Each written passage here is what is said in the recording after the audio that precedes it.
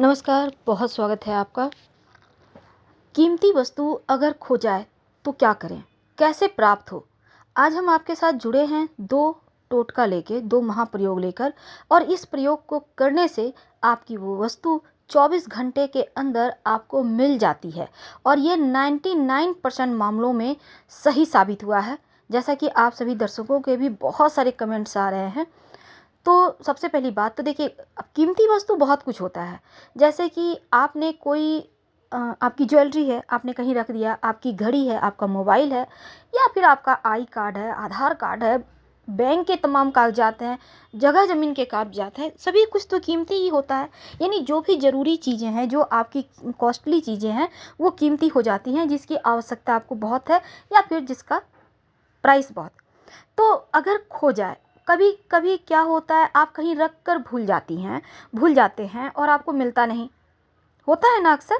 अब महिलाएं तो अक्सर इतने काम के उलझन में रहती हैं कि कभी कुछ कहीं ईयरिंग खोल के रख दिया, गले का खोल के रख दिया, कुछ भी कहीं भी रख दिया और मिल नहीं रहा। अब घर में छोटे बच्चे हैं तो और भी मुश्किल है, हो सकता है बच्चों ने खेल खेल में कहीं उठा कर रख दिया, तो परेशानी बढ़ जाती है। कई बार बड़े भी मोबाइल है, आई कार्ड है, आपके घड़ी हैं, बहुत तरह के चीज़ होते हैं, अंगूठियाँ हैं, ब्रासलेट है, आप कहीं भी रख के भूल जाते हैं या किसी ने चुरा लिया।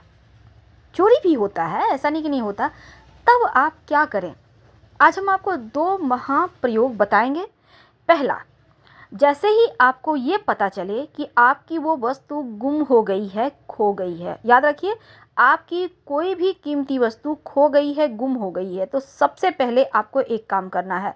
आप अपने घर में एक सफ़ेद, कहीं भी हैं, बाहर भी हैं, आपके पास रुमाल होगा, सफ़ेद रुमाल ले लें। नहीं है तो आप तुरंत ही एक सफ़ेद रुमाल कहीं से ले लें या फिर सफ़ेद कलर का कोई कपड़ा का टुकड़ा। अब ज़रूरी नहीं कि नया ही लेना है, पुराना कपड़ा भी चलेगा, लेकिन सफ़ेद होना चाहिए।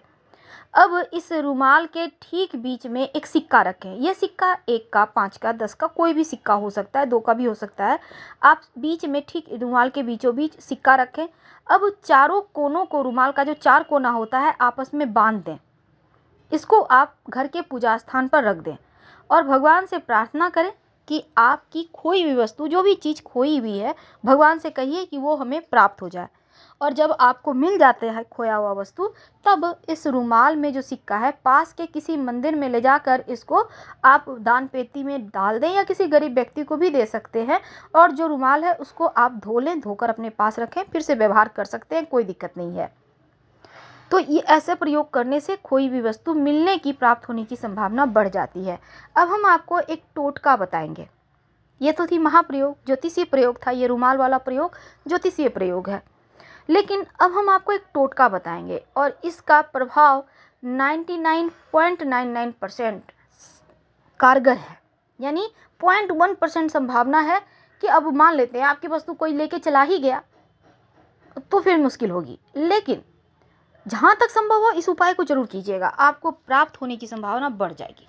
क्या करेंगे? सबसे पहले तो जैसे ही आपको पता चले आपकी कोई वस्तु खो गई है, जैसे ही पता चले, याद रखिए, पता चले जैसे ही कि आपकी कोई वस्तु खो गई है, आप पुरुष हैं, महिला हैं, आप कोई भी हैं, आपने जो वस्त्र पहना है, अब महिलाएं साड़ी पहनती हैं, सलवार सूट, दुपट्टा लेती हैं, पास में रुमाल होता है, पुरुषों का रुमाल होता है, आपके पास तौलिया है, जिसको गमछी भी कहते हैं, गमछा कहते हैं, तो जो भी वस्त्र है आप उसमें गांठ लगाना है। कैसे लगाएंगे? आप पहले मन में ये ध्यान कीजिए कौन सी वस्तु आपकी गुम हो गई, जो आपको नहीं मिल रही। फिर आप गांठ लगाते समय बोलिए, हे शैतान बाबा, आपने जो भी, अब ईयरिंग आपकी खो गई है तो बोलिए, हे शैतान बाबा, आपने हमारी ईयरिंग चुरा ली, और बोलकर उस कपड़े में गांठ, एक गांठ लगाना है, याद रखिए, कस के गांठ लगा दीजिए। तो ये प्रयोग आपको करना है किसी भी दिन, जब भी आपको पता चले आपकी वस्तु खो गई है, उसी समय करें।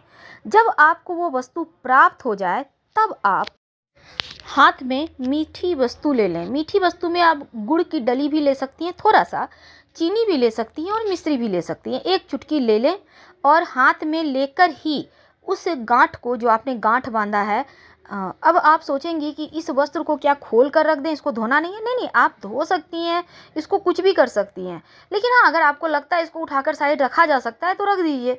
रुमाल वगैरह जो जिस भी चीज़ में आपने गांठें लगाई है, वस्तु जब प्राप्त हो जाए तब आप अपने घर में नल, टैब, पानी जहाँ से आता है ना टंकी से नल, तो वहाँ पर आप जाइए और नल को थोड़ा सा खोलिए, ज़्यादा पानी बर्बाद नहीं होना चाहिए, और फिर खोल कर ही पानी चलते रहे।